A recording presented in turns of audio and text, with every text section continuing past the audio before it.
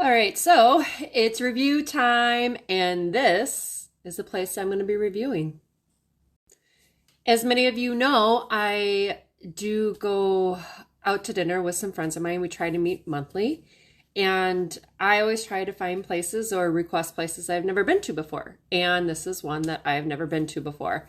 So I'm not going to try to butcher this name, but it's a Latin fusion restaurant that is located inside the Clark Hotel in downtown Waukesha, right around the Main Street area. So be prepared to find parking, but also be prepared to have some exciting, delicious, odd pairing food. But oh my God, one of the best dishes I've had in ever since I've been meeting my friends monthly for dinner. So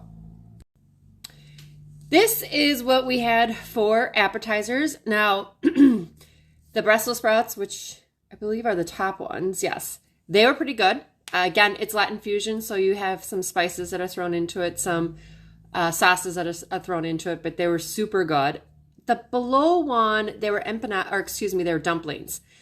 So a lot of us were used to dumplings where they're steamed and they're more like Asian fusion dumplings, kind of, so to speak. These were completely different, not what we were expecting. They were a little bit on the dry side, but nonetheless, they weren't terrible. We just didn't finish the plate. But still, Brussels sprouts were great. They had some other appetizers. Very unusual pairings, like I said, especially this one. This one, I was making a comment about it to the table and to the chef, and it's octopus and potatoes. So bizarre.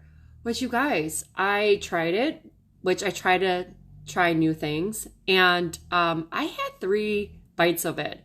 It was not bad. Very unusual pairing.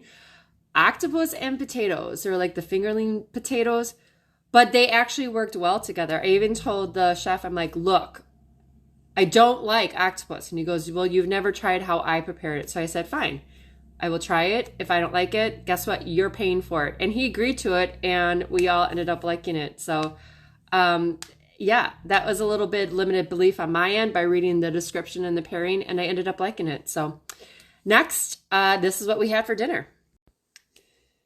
2 of us had the chicken risotto, and again, anyone who knows me or eats with me, they know that I tend to tear apart the meal and ask to put on this, take off this.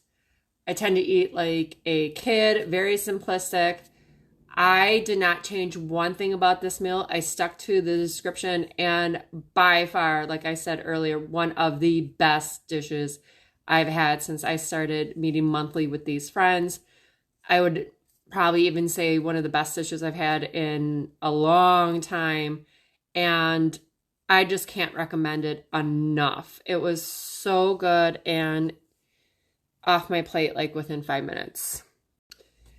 My third friend had pork tenderloin. It looked really good. It didn't come out the way he thought. He wasn't used to being presented this way.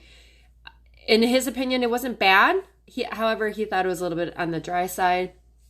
You know what? I think there's something wrong with him because it looked great. It was not bad, but he thought it was a little bit on the dry side. So he's a little bit of a food snob. So take that review with a grain of salt. Then, of course, we had to finish up with some dessert. I'm sorry, the pictures look a little bit weird. Not sure why.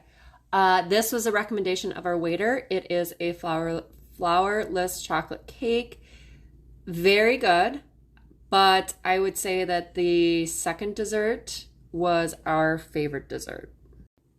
This is what the chef recommended. It is a key lime pie, and whew, so good. So again, the other one was good, but this one was great. And of course, we all devoured it immediately.